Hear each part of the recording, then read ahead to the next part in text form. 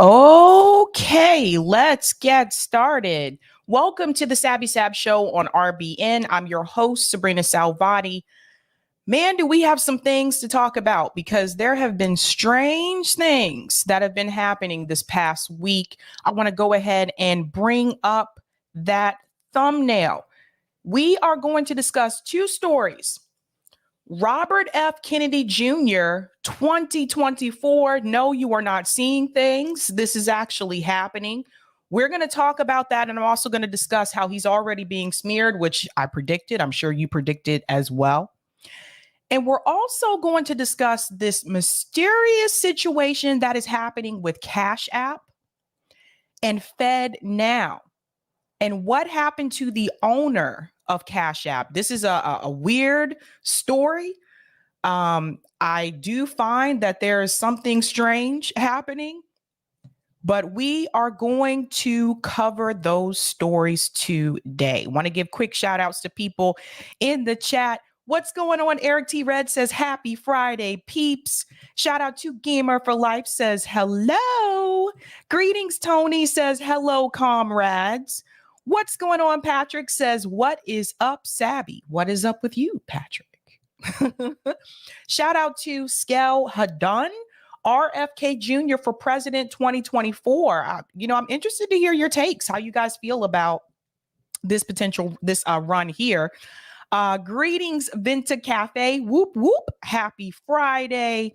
Shout out to Bad Cookies says, let's do this. Yeah, so let's go ahead and do it. We're going to get started with this RFK story because RFK Jr., he had hinted a couple weeks ago that he was thinking about running for president. And now it has actually been confirmed that he is running for president. He is going to primary challenge Joe Biden, and he is running through the Democratic Party. Now, you guys know how I feel about that. I think if he's going to run, he should run as an independent. I think that would be a lot better. Let's just be honest. But we now have two people primary challenging Joe Biden. And honestly, I think more may come. But I want to go ahead and I want to we're going to start with the Cash App story first. Well, no, we can do it. We do what we're going to do. Let me go back to what I was going to do.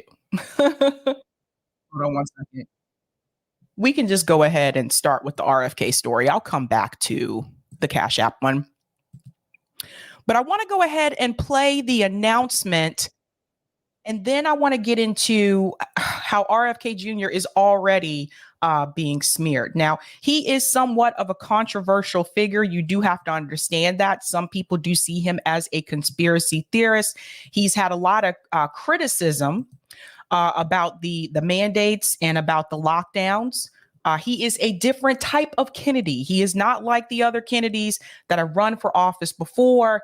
And there's a lot happening here. There's a lot happening. So let's go ahead and get into this announcement video here. Jr., descendant of one of America's most famous political families, is running for president. The 69-year-old Democrat filed a statement for candidacy with the Federal Election Commission. With this, a challenge to U.S. President Joe Biden has emerged from within his own party. Biden himself has not yet formally announced his candidacy for a second term, and his approval ratings have nonetheless declined in recent months. I just want to chime in here for just a second because it was announced that Joe Biden was supposed to announce in April. It's April 7th. We still have a couple of weeks left to go, but it is interesting that Joe Biden has not announced yet. Robert Kennedy is the nephew of former President John F. Kennedy and the son of his brother, Robert F. Kennedy. He's a best-selling author and environmental lawyer. But Kennedy's campaign for a Democratic nomination to the White House is being viewed as a long shot by many. Last month, Kennedy said on Twitter that he was considering running for the top position. That is right. I don't know what they did here. I think they were stalling for some reason. Self-help author Marianne Williamson is also running in the Democratic race. So there's a problem here because Marianne Williamson, she's running. We've talked about her foreign policy takes. She has moved on some of those issues a little bit. But now you have someone that is primary challenging Joe Biden that has heavily criticized the lockdowns, that has heavily criticized mandates. And this is one of the reasons why I think he should run as an independent, because RFK Jr. could appeal to some of those independents. He might also appeal to some people on the right because of his criticism about the lockdown and the mandates. We don't know what's going to happen. But I caught this early on because a friend of mine sent this to me. I want to share this as well. Before everybody started talking about it, I caught this early on. Ladies and gentlemen, you will be so proud of me, I think. I tweeted this out because, see, this is the FEC. This is actually where people will file if they're going to run for president. And I shared this on April 5th. I said, according to the FEC, it looks like Robert F. Kennedy is officially running for president. And if you look here, you'll see I took a screenshot of the form and it says statement of candidacy. There's his name there. And you have to put your address, I guess, his identification number. And this is the piece here, the party affiliation, Democratic Party. That's how I knew he was running through the Democratic Party. Office sought, president. And then here it says designation of principal campaign committee. So it looks like his campaign committee is going to be based in South Walpole, Massachusetts. It's interesting because he doesn't live in Massachusetts. He lives in California. But that is where his base is going to be. I went on to say he's running through the Democratic Party and not as an independent candidate. So there is that. Now, how do people respond to this? Colin sent this meme, the roll your eye meme. He was not feeling it. Yepek said, I like that he's suing the government, Fauci and all that, but I wouldn't vote for him to be president. Sarah Jackson said, exciting. Caitlin said he should. Toku said key takeaway, electoral politics is still a waste of time. Some people said interesting. The Snow Himbo said, oh, this is going to be good. And this is interesting from Michelle. Michelle said, we're just recycling families generation after generation in the U.S. government power. That was an interesting take. Brooke said, this is actually really big because it's a challenge to a sitting Democrat president. This just doesn't happen. Well, except for when Ted Kennedy did it, contra Jimmy Carter. So I wanted to show you that so you can see just some of the responses from people about how they feel about this. And then this one here from Amin says, well, bye-bye, Marianne Williamson. They are different on certain policies. But as you can imagine, mainstream media is already starting to smear Robert F. Kennedy Jr., which we knew this was coming. So let me go ahead and cue that up. Now, Rising covered this.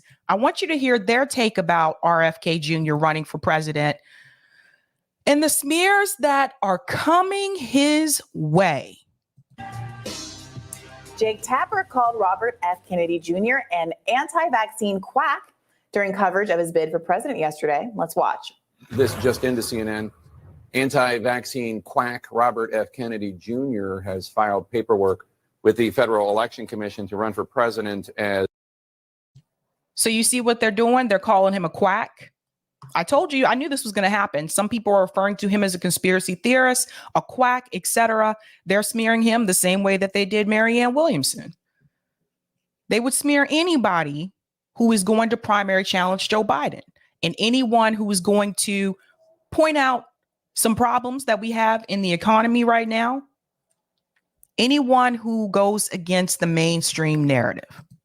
As a Democrat, in launching his presidential bid, Kennedy is the latest in a long line of family members to enter politics. So far, only Marianne Williamson, who last month launched her second long shot campaign, has entered the Democratic primary against Biden. Kennedy is such a healthcare menace. In 2019, even his cousins wrote an op-ed criticizing his anti-science views on life-saving vaccines. Now, yesterday, Kennedy slammed the Fed's new FedNow central bank digital currency set to launch in July.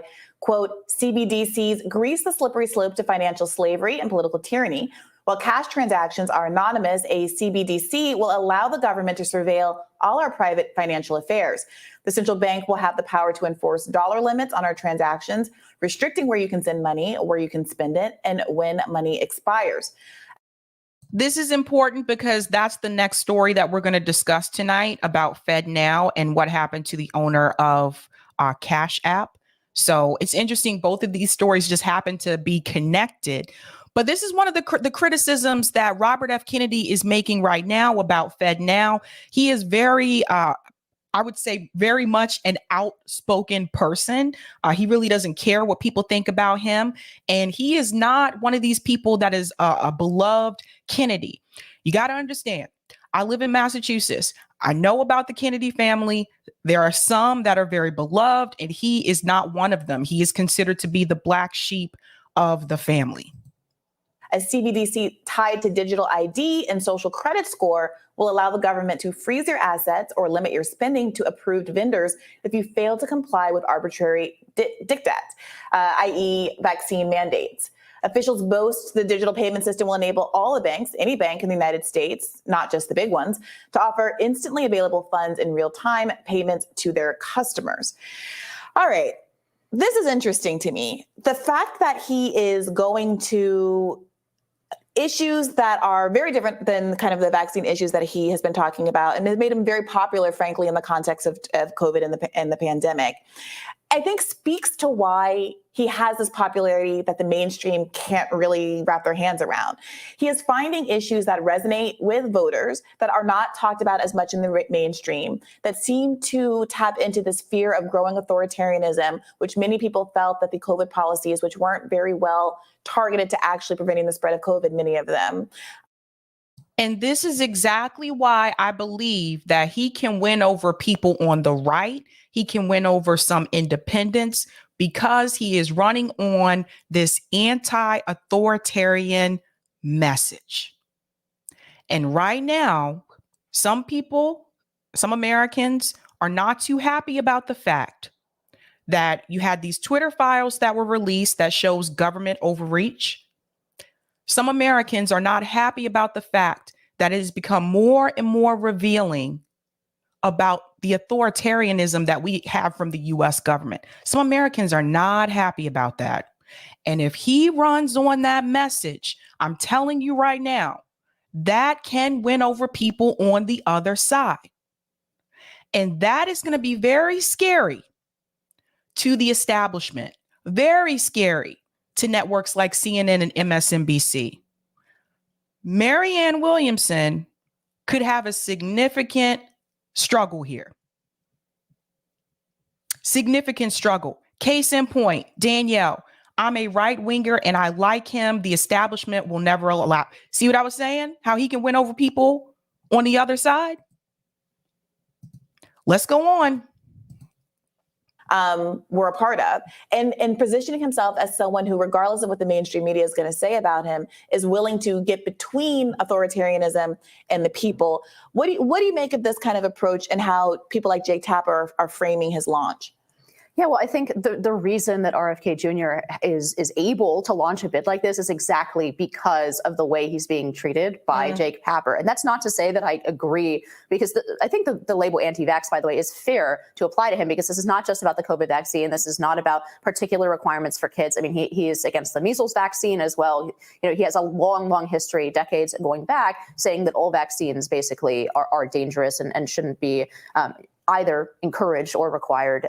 But I do think that the reason we're having this conversation is because the CDC and all of our public health authorities squandered all of their the trust of the American people on this particular COVID vaccine. They made really, really strong claims about it. They silenced people directly and indirectly through big tech companies who were raising questions about the vaccine. And I actually think, frankly, there's going to be a tragic consequence of this, which is once people lose trust in these institutions, and they're right to do so, then they go back and they start to question, for example, should my kids get the measles vaccine? I think that that's going to turn out really badly. But I ultimately think that the blame for that should rest with exactly people like Jake Tapper, because folks like him treated any questions about this new COVID vaccine, even as applied to 5-year-olds, as the equivalent of RFK Jr.'s long history, for example, on the measles vaccine. So I think that actually it is the institutions ultimately that are at fault here, as opposed to, because I don't think we'd be having this conversation before this pandemic. Do you? Yeah, I think that's.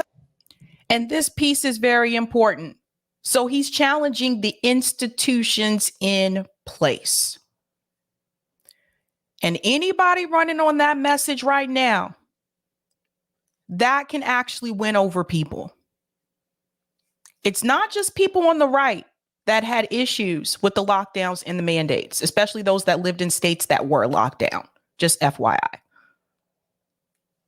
So challenging the institutions, which I think is very key, challenging the FBI, challenging the CIA, challenging the NSA, challenging big pharma. Mainstream media will see this as very dangerous. Don't be surprised if they block him out after this. But if he can get that message across, look, Robert F. Kennedy Jr. knows a lot of people. He was a Kennedy. They have connections. If he can get that message across to millions and millions of Americans, 2024 is going to be interesting. That's why I think he should run as an independent, me personally. Let's go on. That's a really good point. The crisis of confidence in traditional medical professionals has really opened the door for folks who have had longtime skepticism of vaccines and their potential harms. And the people who didn't want to potentially validate, I mean, you heard this a lot during COVID. You know, if you engage in COVID misinformation, you're going to undermine people's confidence in other vaccines, and kids aren't going to get their measles vaccinations anymore. We're going to see more outbreaks, the likes of which we've seen in some of these rather Tony elite Marin County. I'm from the Bay Area, right? This was RFK Jr.'s original beat, was Marin County, right? Yeah. Nancy Pelosi's district. But yeah, I think you're completely right. Once you sort of blow your credibility and silence people for asking really basic questions and equate them to to being against vaccines altogether, the way that more or less Robert F. Kennedy Jr. is. Although I will say one thing about this, it will be fun to have somebody on the presidential stage who has every reason to ask questions about the CIA. Yeah. Did you hear that piece? Pine says, Sabby, I'm sorry, but RFK Jr. will be ignored by MSM. They're already talking about him. They're already talking about him. Someone that can challenge the CIA. Now, will he make it on the debate stage? Probably not. Remember, Joe Biden does not have to debate Marianne Williamson or RFK Jr. He doesn't have to. But if they do, you are going to see a strong difference between him and Marianne and Joe Biden. Now, Marianne has come forward in Glenn Greenwald's interview. She was asked about that, about those government agencies. And she said, well, yeah, I think there's reason to believe that they do, meddle. But the difference is RFK Jr. is very strong on that issue. He won't even say, I think they do meddle. No, he'll come flat out and say, let me tell you what these organizations do. You got to remember who he is. You got to remember the story about JFK and the information that's come out more recently about who killed JFK. Yeah, look, I think that's a good point. And there are so many people who are voting right now who do just kind of want a proverbial bomb thrower like that. The idea, the appeal of an outsider is largely that even if you don't agree with some aspect of their platform, and I think that people are really going to have to wrap their head around this, there are going to be folks that support RFK. I experienced this with some of my listener base on my own show that's very left-leaning just last night. Even if people disagree with his stance on vaccines, even if people think it's even dangerous to say kids shouldn't be getting these routine vaccinations outside of the COVID context when they go to school, like measles vaccinations, they think it's worth it to have someone in the mix who could potentially have access to a debate stage and ask the kind of tough questions that establishment politicians don't want. People have made that case about the value of Marianne being in it, and this is no different. Let me ask you this, though. There has been talk about whether or not the Democratic Party is actually going to allow there to be debates when it was just Marianne and Biden. And we're going to talk about that a little bit later on tonight. Nico House is coming on to my show tonight, along with Jill Stein. But Nico's going to come on and he's going to talk about the DNC fraud lawsuit. We need to revisit that. We need to revisit it because right now you do have two people that are primary challenging Joe Biden. And we all have to remember what happened to Bernie Sanders in reference to the DNC, how the DNC argued in court that they have the right to pick the candidates, how they had the right to do what they did. That's why Nico's coming on so we can revisit this, because Bree is 100% correct here. They can say that. The Democratic Party can say, no, we're not going to have any debates. We have a Democrat sitting president who's running for re-election. We're just going to go with that. We're not even going to let you hear from Marianne or from Robert F. Kennedy Jr. They can do that. This is why I continue to say we do not have a democracy in this country. When you hear politicians like Ro Khanna say we need to protect our democracy, Ro Khanna is not being honest with you because we don't even have a real democracy. If we had a real democracy, the DNC would have lost that lawsuit.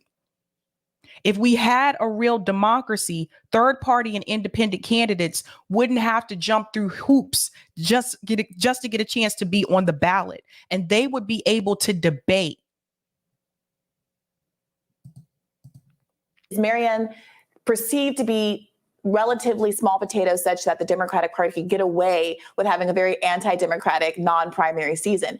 Do you think someone like RFK Jr. being in the mix makes it more difficult for the Democrats to shut down the primary process? Honestly, I don't think so. I think you would need somebody of a higher profile. I think this is the reason that I think it makes him easy to dismiss, and you can already see that the mainstream media is dismissing him. Now, maybe it's like Andrew Yang situation. Maybe he can build so much of a following online. He can completely circumvent the sort of primary gatekeepers, if you will. But I just want to make one point to what we were talking about earlier. I think this comes down to actually treating people like adults. The second that you say you cannot ask that question, you cannot say that thing, we're not actually going to have a conversation like adults, like citizens about any of these issues, then you lose people's trust in your right to do so, right? So their right to not trust you when you don't allow that kind of debate. So I really do think that the entire environment around COVID policies and vaccines in particular has had long-lasting consequences. I think we'll see it in the medical field. I think we'll see it in basically all other fields. I think people rightly don't trust what their politicians say, but that's been a long term. I mean, let's not lie. That's been forever that we can't trust what our politicians say, but we also can't trust increasingly what medical associations say, what academic studies say, right? There's a replication crisis. I think there's generally a crisis in trust in institutions, and I kind of think people are right to question it, even if I don't agree with every single conclusion that anyone could draw on the internet. Yeah. And my thing is, I don't think he should run through the Democratic Party. I think he should run as an independent. I don't know why he's not doing this. Like, I really don't, because again, he's popular enough and has the name recognition to get support as an independent candidate. But I think, boy, when we talk about the political environment, don't be surprised if more people come forward and announced that they're running as well. Pine says RFK Jr. running as a Dem might give him more layers of protection against the crazy handlers of Sirhan. Maybe they would be scared to take out yet another Kennedy if that Kennedy is getting press. I don't know. Lloyd says, can he get on all the ballots? If he's running as a Democrat, he can. I mean, that's the thing. R.I.P. Shireen says he is no Jesse Ventura. No, he's not. He's not. He has been on Jimmy Dore's show a couple of times. I think Kim Iverson has also interviewed RFK Jr. If I were to interview him, I would seriously ask him why he is not running as an independent. At least I would. Given what we know about the two-party system, given what we know about the DNC fraud lawsuit, I would ask him, like, why even go through this? You know the system is rigged. You know the system is corrupt. Why even do this? You know? But that's what I would ask him if given the opportunity to do so. But I want to show you something else from RFK Jr. because he pushed back heavily on CNN. Now, this is from a couple of years ago, but I saw this yesterday and I was like, I wonder how many people have seen this particular video here. He was a guest on CNN and he decided to call them out on their bias. Listen to this. Since, I published an article, I think in 2003 in the Atlantic Monthly about the case after the trial. And after that, I was contacted by one of the people, by a man named Toby Bryant, who is actually a cousin of the basketball player, Kobe Bryant. And Tony Bryant told me that he was there the night of the murder, that he brought to Greenwich the two men who murdered Martha Moxley. They said prior to the murder that they were going to take her caveman style. They were two kids from New York City, a very big man who was 6'3", 250 pounds, who now lives in Bridgeport, Connecticut. The other one lives in Portland, Oregon. I have spoken to both of them. One of them is black. When Martha Moxley's body was found, it was covered with hairs from a black person. Which wait a sec, Robert. Let me interrupt for 1 second. Your article in the Atlantic. Is this Jeffrey Toobin? Yes. Your article in the Atlantic. Well, and Jeffrey, you should disclose that from the beginning, you have absolutely been dogged long before Michael was convicted that Michael was guilty. No. And that was your bias from the beginning. No, and that was bias. Every news report that you did on that, bias, Jeffrey, was... Well, my bias was watching the trial and watching the evidence. And I, like the jury, thought he was guilty. But what I read in today's opinion was that the judge completely rejected the whole Kobe Bryant thing. He rejected the argument that Mickey Sherman made to the jury and the argument that you made in your Atlantic article that the real killer was Ken Littleton. What the judge said in today's opinion. What the Jeffrey, judge you're said. Up to it again. You're up to it again. What you're twisting the facts here. The judge in this trial said that Mickey was unaware that he would not fault Mickey for not having found Tony Bryant, and those and the gentlemen who were with Tony Bryant. So he didn't reject that theory of the case. He didn't fault Mickey for not finding them, which I would agree with. This is the key point. This is the key point, is that the judge said the evidence all points to your other cousin, Thomas Skakel. He said the failure here. Now, do you agree? This is what you did. No. This is what you did with Michael. You're trying to convict somebody before they have a trial. Thomas Skakel's never been on trial for this, and I never said that Kenny Littleton did this murder, and I wouldn't do that because I wouldn't convict somebody before they went on trial like you do, Jeffrey.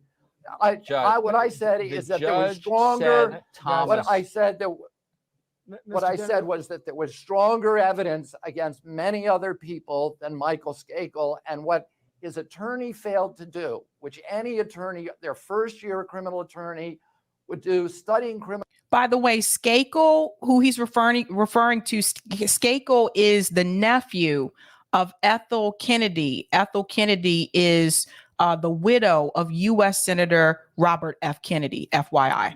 Law is you bring in that evidence because that goes to reasonable doubt. If you can point to somebody else and say, this person is more likely to have committed this crime than the person who's on trial, why, that is the basis for reasonable doubt. And that's what Now the he's got judge a was point. saying. The judge was not saying that Tommy Skakel was guilty, and you should apologize for that. Tommy Skakel for besmirching his name the same way, Jeffrey, that you did for a whole year on CNN against my cousin Michael Skakel, who is innocent of this crime and who was, as I said, was 11 miles away with 5 eyewitnesses that Mickey Sherman failed to turn up and that were right in front of him. And that's why the judge said that he was reversing this, because those people said he was not there. But so, He's Deanna said, I love that he doesn't back down, quiet as it's kept. If you go down the rabbit hole of the jabs and side effects, he is extremely well researched. And this statement here, I've heard this from others as well. I encourage you guys to read what he has written about this. I gotta be careful how I talk about here on YouTube, but I would encourage you to read what he has written in reference to the jab. He's right about Mr. that. So didn't go too well for the commentators at CNN, right? He wasn't afraid to call them on their BS, especially this involves like his family, so to speak. It will be interesting to see what happens, but he is running for president through the Democratic Party. Unfortunately, this is going to be interesting. 2024 is going to be wild. I've been trying to tell people about this a couple months ago. Watch, wait till next year. It is going to get crazy, Okay, I'm gonna go to some of the comments and then I want to get into the story. I don't know why it played like that. I want to get into the story about the Cash App founder. We need to get into that story and about the story about FedNow because I feel like it is connected. So let me go ahead to some of the comments first here. Deanna said, if anyone can break through and hopefully break the Democratic Party, it's a Kennedy. This country used to worship them. They were considered American royalty. They really were. And people love the Kennedys here in Massachusetts. They love them. Eric T. Red's in the chat. He'll tell you how much people love the Kennedys here. Jen Brez says, RFK Jr. challenged Merck. Sue me if anything I say is wrong. They just paid for their media puppets to smear him instead. Bill says, feels like a sheepdog to me. Hope I am wrong. Trisha says, as a Dem, interesting. I said the same thing. I was like, really? Like, why? I don't know. Tracy said, tweet him and tell him to run independent or get in his DMs. Deanna said he will demolish Jim Crow Joe in a debate. Man, I tell you, man, that would be a sight to see. I'll tell you that much. Plus, Joe is not looking to. They're going to try to do everything they can to protect Biden right now because Joe Biden obviously is not doing too well. Not doing too well. You can tell, like his recent press conferences and interviews, he doesn't seem to be 100% with it. So that's why I also think that they're probably gonna make it so that Joe Biden does not have to debate. JB said him running as a Dem has me like, I know, JB, I know it's really weird. All right, let's get into the story about the Cash App founder. Now, for those who are not aware, it's been a weird past 2 weeks. Just yesterday, we saw that the Raytheon director died in a plane crash.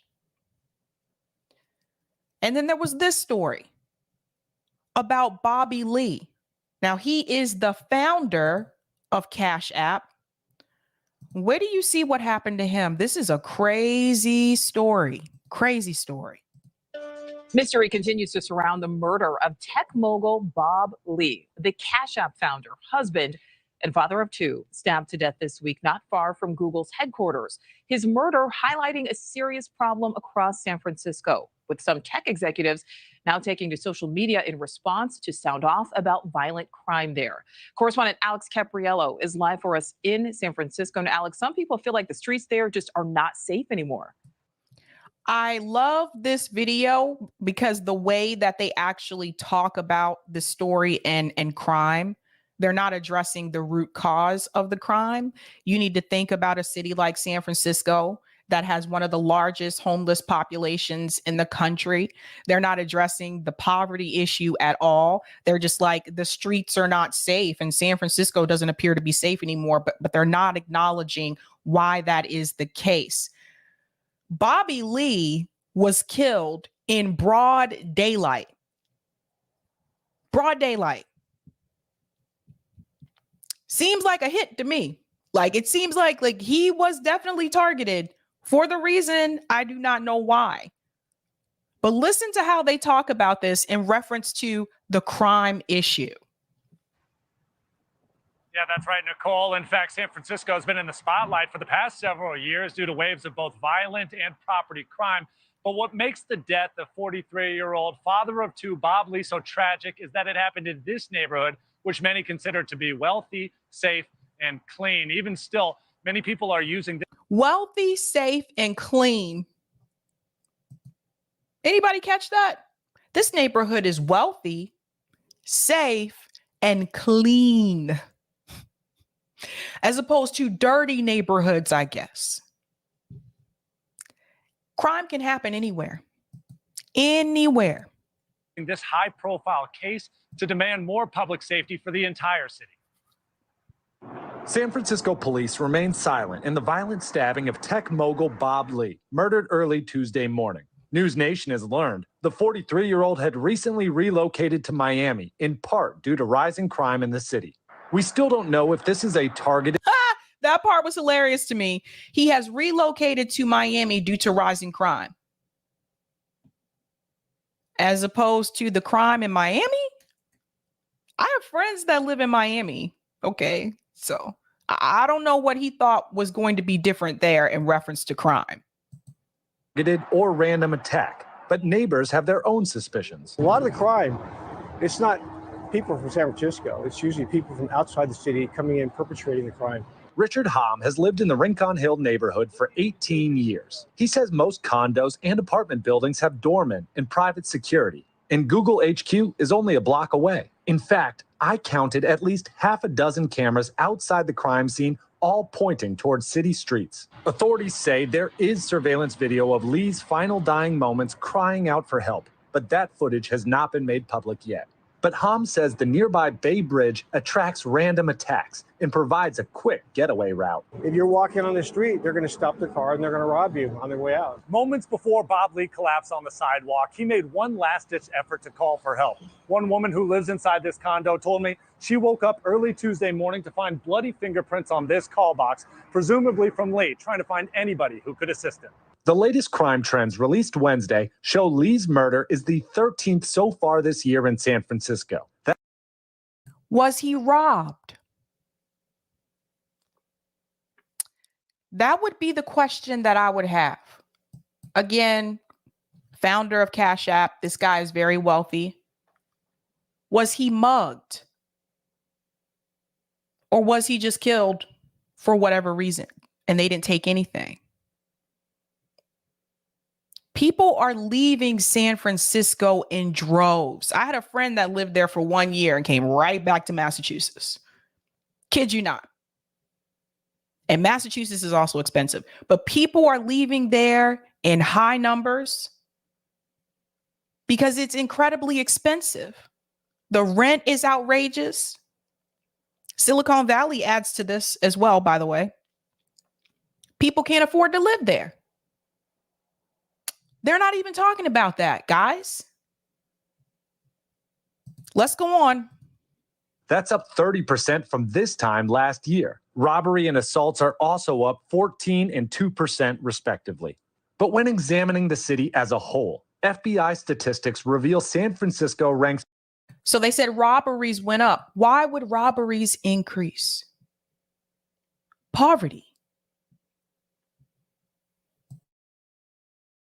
14th in the nation when it comes to violent crime. That's well behind major metros like Chicago, Indianapolis, and Houston. This latest attack has many wondering if this is another sign of yet another increase in crime in their beloved city. And I'll step away just for a moment. As you can see, people are still stopping by, paying their respects here at the memorial for Bob Lee. Those who have actually seen this surveillance footage say that Lee was last seen walking up Main Street, clutching his chest and trying to flag passing cars, but nobody stopped. In fact, one report indicates that a driver actually saw the extent of his wounds, but actually drove away out of fear. And at this point, it's still unclear what Lee was doing out so early in the morning at all. Nicole? Yeah, people are afraid. I mean, and why are we questioning why he was out so early in the morning? Who cares? Maybe he was coming back from a bar. Maybe he was coming back from a club or something like that. I don't know. Just because you're out at that time in the morning, that means, oh, you know, we got to be careful with this. We got to be careful when we say things like that. People are trying to figure out, why was he out so early in the morning? Who cares why he was out at that time? Does it really matter? They kill me when they do stuff like this. They kill me when they do it. Now, I have another clip here that does give a little bit more detail that I think you need to see as well. Like I said, this is crazy. Now, they do have cameras outside of those buildings, so hopefully the cameras will reveal more. But I tried to tell you guys, the poverty issue is a big problem. I would be surprised if he was murdered and he was not robbed. I'd be surprised. Mystery continues to surround the murder of tech mogul Bob Lee, the Cash App founder, husband, and father of two, stabbed to death this week not far from Google's headquarters. His murder highlighting a serious problem across San Francisco, with some tech executives now taking to social media in response to sound off about violent crime there. Correspondent Alex Kevin. I'm sorry. I think that's the same video. That is the same video. Whoopsie. Sorry about that. Let's get to the correct video. Crazy stuff. Okay, there we go. All righty. Let's try this again, shall we? They did discuss this on ABC as well. Investigation after tech entrepreneur was killed in San Francisco, just one block from Google's offices. DeMarco Morgan is on the scene. Good morning, DeMarco. George, good morning to you. Those honoring the life of the victim by leaving flowers here at the scene where it is believed Bob Lee collapsed. The killing sending shockwaves of sadness and anger throughout the tech community. Overnight, authorities confirming tech executive and investor Bob Lee was stabbed to death in this downtown San Francisco neighborhood. The father of two daughters and Cash App founder played an integral role in developing the Android platform, serving most recently as a top executive at cryptocurrency MobileCoin. I'm Bob Lee, and I'm MobileCoin's freshly minted, not mine, that would be Bitcoin, Chief Product Officer. Authorities responding to reports of a stabbing at 2:35 Tuesday morning. A stabbing out of Larry, responding control A1, your tech is A13, PD's around. Surveillance video reportedly captured Lee walking across the street, holding his side after his stabbing, before collapsing 20 feet from the front door of a condo complex. He later died at the hospital. I will do everything I can to make sure whoever perpetrated this crime is brought to justice. His death igniting a firestorm over public safety in San Francisco. Elon Musk tweeting, "Violent crime in San Francisco is horrific, and even if attackers are caught, they are often released immediately." Homicides in the city this year have increased 20% since the same period last year. Violent crime has increased in San Francisco 20% since the same period last year. What happened last year? We were still dealing with the pandemic. Economically, people were struggling. People still are struggling, right? But inflation started last year. So it does not surprise me that crime has increased. this morning, his friends remembering his impact on the tech world and his family. He was charismatic. He was brilliant. He was a thinker. He was a doer. His dedication to his kids was first and foremost. Bob was Father of the Year. Ali moved to Miami last year. Police are asking anyone with dash cam video or surveillance video who may have been in the area that morning to please come forward. And a lot of times people don't want to come forward because they just don't, they really don't want, they don't want to deal with the trouble, to be honest with you. They don't want to deal with the trouble. Now, let me get rid of this. Sorry. I don't know why that video continues to play, but I'm wondering that Boy for Love. I'm wondering about that. It's a little weird. And something else is weird because I think this is connected. I don't know if you have seen this. If you have not, we're going to talk about this. There is something strange going on.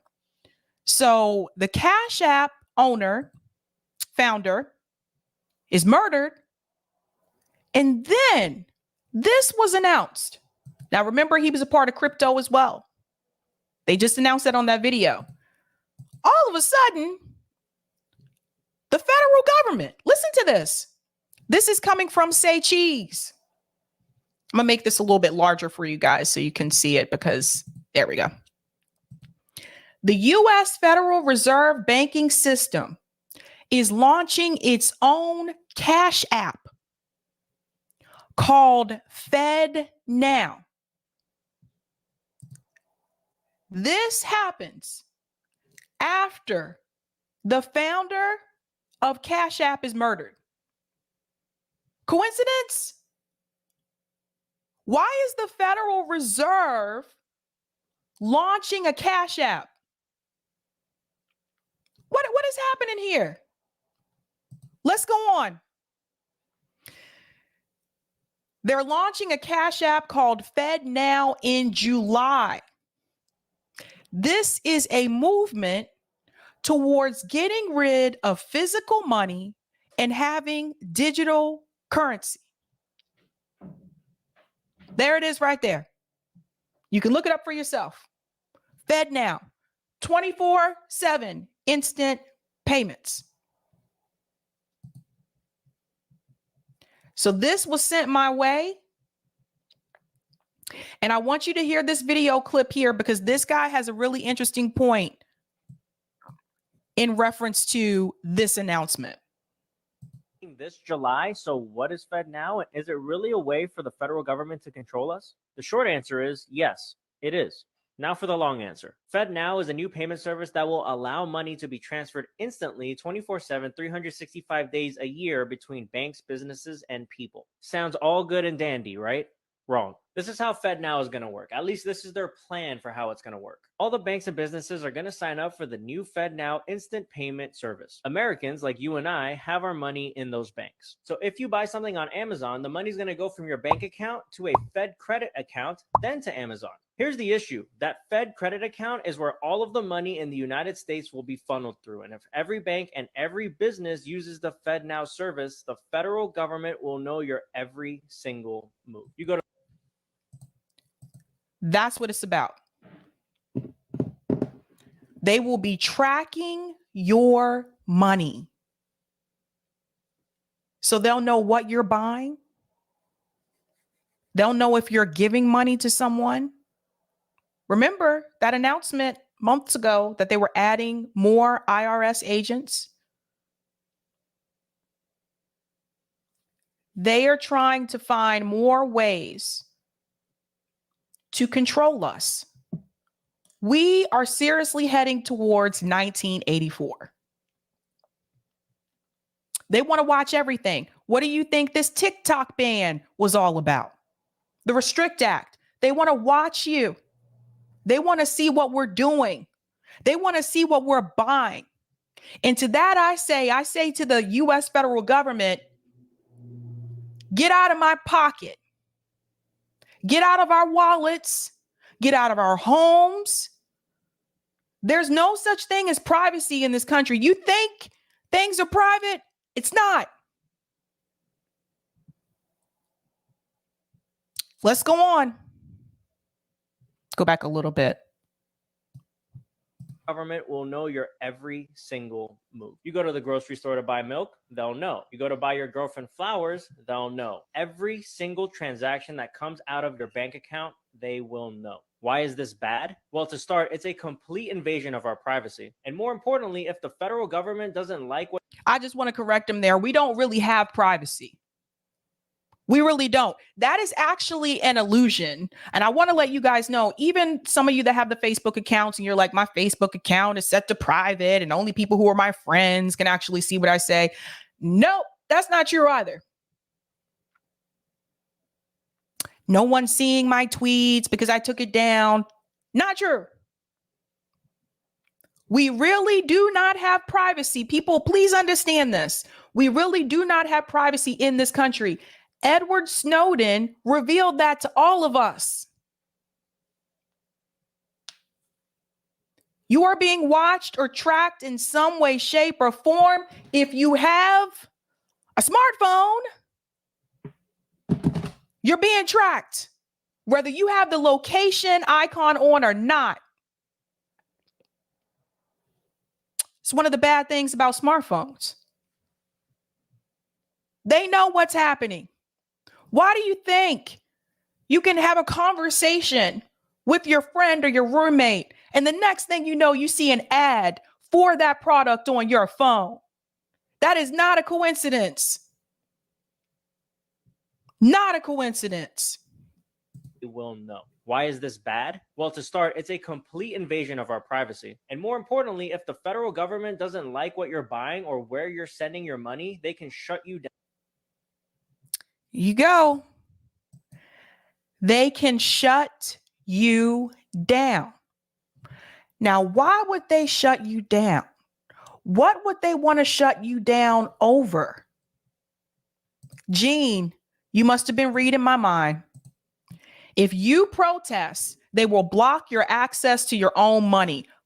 Bingo. Ding, ding, ding, ding, ding. Right on the money.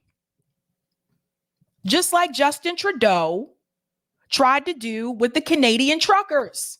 Let's block their access to their own money.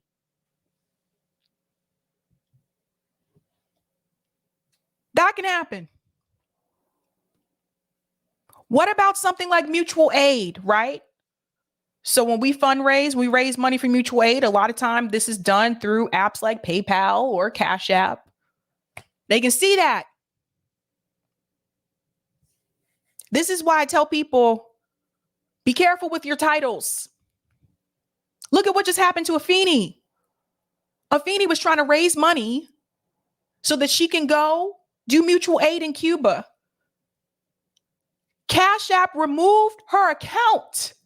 They got rid of it because Cuba. That's right, Brandy, block donations too. 100%. This is what they can do.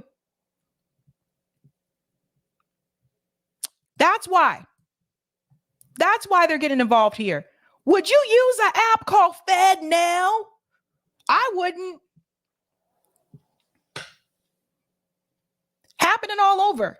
If you're trying to raise money for some type of mutual aid, I highly recommend you don't put that in the title on Cash App or PayPal. Don't put it in the title. Don't put the country in the title.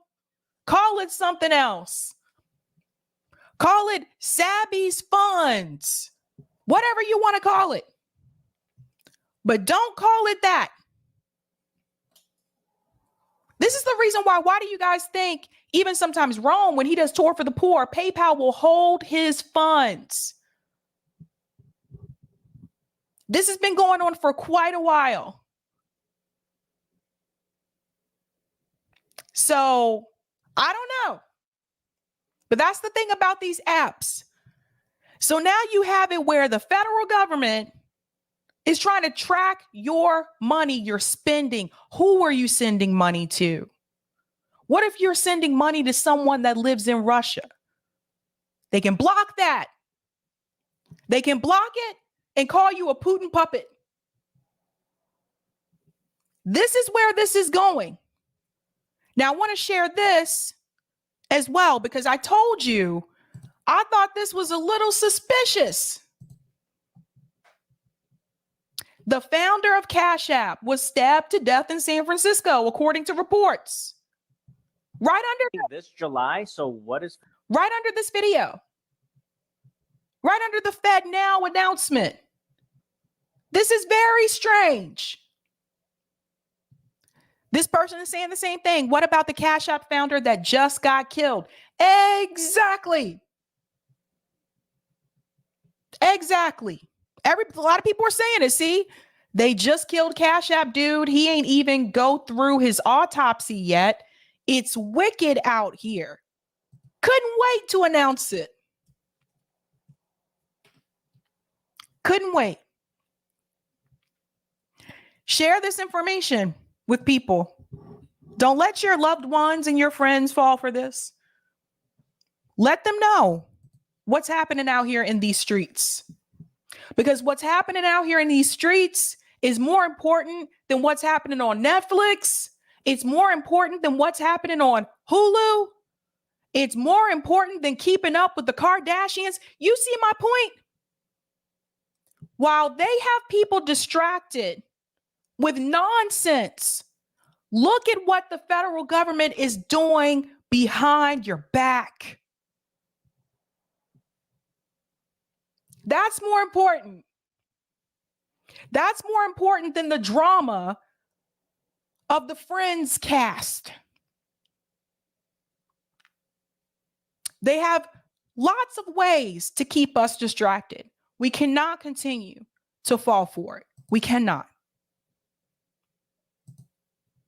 That's actually more important than what's happening with Donald Trump, too, to be honest with you.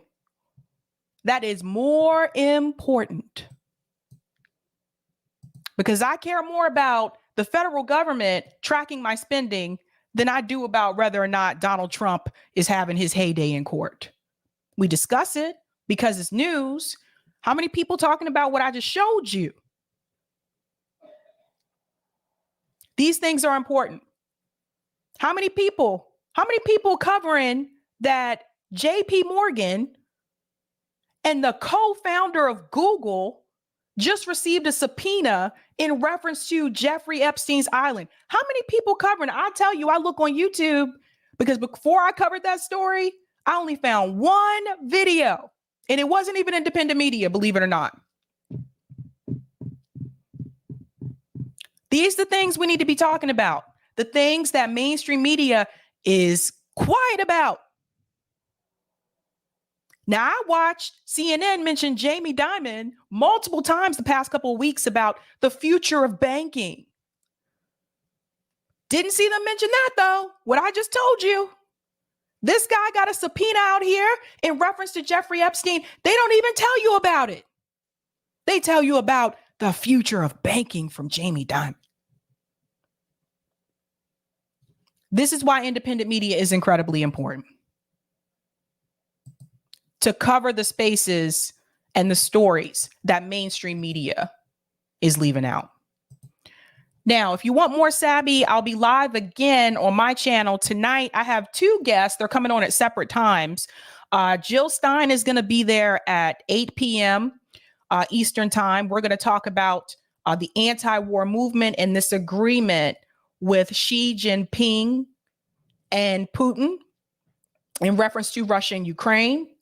Nico House is going to come on after Jill Stein. He'll be on around 9 p.m. Eastern time. And he's going to talk about the DNC fraud lawsuit, which, again, I said we need to revisit that, considering there are now two people that are challenging Joe Biden. And then I have one news story, which is the story about Mehdi Hassan and Matt Taibbi. And let me tell you something else, too, because before I picked the story, I didn't know what else was going to happen today. Matt Taibbi actually has just announced on Twitter that apparently Twitter is blocking Substack links. Jill Stein retweeted a Substack article. If you try to like that tweet, it'll let you like it. But if you exit Twitter and you come back in, your like is removed. So they're stopping journalists from putting their Substack articles on Twitter, guys. You see what's happening here? Elon Musk has unfollowed Matt Taibbi, by the way. I checked that out too because I'm nosy, but I checked that out. He is no longer following him. So that is that. That is that. If you haven't had a chance to do so, go ahead and hit the like button. That helps us out with the algo, guys. That's a good question, Deanna. What do they have on Elon? I wonder. I will say this, though. Matt Taibbi put in a lot of hours doing all that work for Elon Musk with those Twitter files, right? And this is how Elon Musk repays him. Let's block Substack links, knowing damn well that Matt Taibbi writes for Substack. Matthew, why did Elon stop following him for? Your guess is as good as mine. Maybe it's his critique about them blocking Substack links. Maybe that's why. Matt Taibbi posted that on Twitter. He told people, look, they're not letting you put Substack links on here anymore and removing the likes. So miss me with all of that. Elon is, free speech. Miss me with all the Elon Musk is anti-censorship. A number of journalists write on Substack. A number of them. Not a good day. Not a good day. I think Matt has been through it right now. But I got to head out of here. But if you want more Sabby, join me for those conversations tonight. Should be really interesting. That's right, Hugo. He is not on your side. He let these journalists, I'm going to say this and I'm going to go. He let these journalists do the work for the Twitter files. These guys have been thrown under the bus by mainstream media and Congress. And Elon was just able to sit back and wash his hands of it and not be affected. That's my take on that. All right, guys, I am heading out. It's time to go. Have a good night. Keep up the fight.